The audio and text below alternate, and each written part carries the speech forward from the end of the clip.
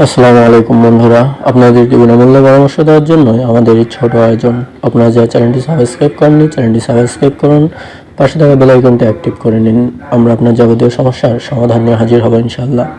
বন্ধুরা, যাদের বীর্য পাতলা এবং তরল, স্ত্রী সহবাসে একদম সময় দিতে পারেন না, সহবাসের সময় দ্রুত বীর্য বের হয়ে যায়, বীর্য ধরে রাখতে পারেন না, এমনকি স্ত্রীকে আলিঙ্গন করার সাথে সাথে বীর্য বের হয়ে যায়, সহবাসের আগে লিঙ্গ থেকে পানির মতো কি যেন বের হয়ে যায়, বলতে পারেন না, সেক্স শুরুর আগেই বীর্য বেরিয়ে যায়, তাদের জন্য আজকের এই হালুয়াটি।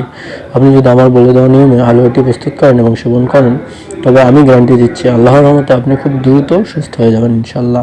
আপনার বীর্য হবে আঠার মতো গাঢ়, আপনি দীর্ঘ সময় ধরে সহবাস করতে পারবেন, স্ত্রীকে পরিপূর্ণভাবে শারীরিক সুখ দিতে পারবেন, আর অবসান হবে আপনার ধাতু দুর্বলতা রোগের।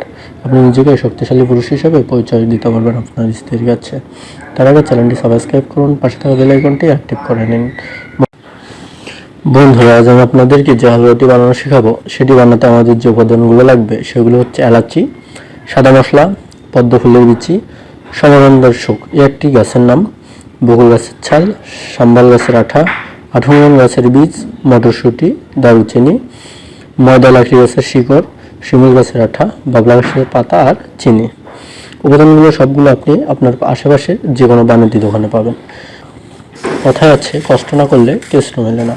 যদি উপাদানগুলো সংগ্রহ করা একটু কষ্টকর, কিন্তু এই হালুয়া আপনাকে যে রেজাল্ট দেবে আপনি খাওয়ার আগে সেটা উপলব্ধি করতে পারবেন না। তাই কষ্ট করে হলেও এই হালুয়াটি আপনাকে খেতে হবে, যাতে আপনি শক্তিশালী পুরুষ হতে পারেন। যাই হোক, কথা না বাড়িয়ে কাজের কথায় আসি। উপাদান সংগ্রহ হয়ে গেলে কীভাবে বানাবেন এই হালুয়াটি? এটি বানানো খুবই সহজ। আপনি যে কোনো হাকিম বা কবিরাজকে সাথে নিয়েও বানাতে পারেন, অথবা আপনি নিজেও বানাতে পারেন। আপনাকে প্রতিটি উপাদান নিতে হবে 3 তোলা পরিমাণ। এবার আপনি বাবলা গাছের রসের মধ্যে সবগুলো উপাদান ঢেলে দিন, তবে চিনি দিবেন না। অর্থাৎ চিনি বাদে বাকি উপাদানগুলো বাবলা গাছের রসের মধ্যে ঢেলে দিয়ে ভালোভাবে নাড়তে থাকুন। কিছুক্ষণ পর দেখবেন উপাদানগুলো ভালোভাবে মিশে গেছে। এবার পরিমাণ মতো চিনি ঢেলে দিন এবং খামিরা প্রস্তুত করুন।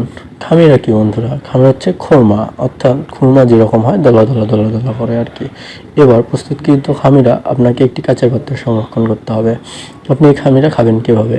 বন্ধুরা, আপনাকে প্রতিদিন 1 গ্লাস গরম দুধের সাথে কয়েক টুকরা খামিরা মিশিয়ে খেতে হবে। যাদের সমস্যা বেশি তাদেরকে 2 বেলা, সকাল আর রাতে খেতে হবে। আর যাদের সমস্যা কম তারা 1 বেলা খেলেই ভালো রেজাল্ট পাবেন। এমনকি যাদের সমস্যা নেই তারাও খেতে পারবেন। তো বন্ধুরা, আজ এ পর্যন্তই। আপনারা চ্যানেলটি সাবস্ক্রাইব করুন, আপনাদের মতামত কমেন্টে জানাবেন, আমরা উত্তর দেওয়ার চেষ্টা করব। হ্যাঁ, আর একটা কথা, যে প্রতারিত হবেন না, কাউকে প্রতারিত করবেন না। আপনার যে কোনো যৌন বিষয়ক সমস্যার সমাধানের জন্য আমরা আপনাদের পাশে আছি। খুব শীঘ্রই নতুন ভিডিও নিয়ে হাজির হব। ভালো থাকবেন, ধন্যবাদ।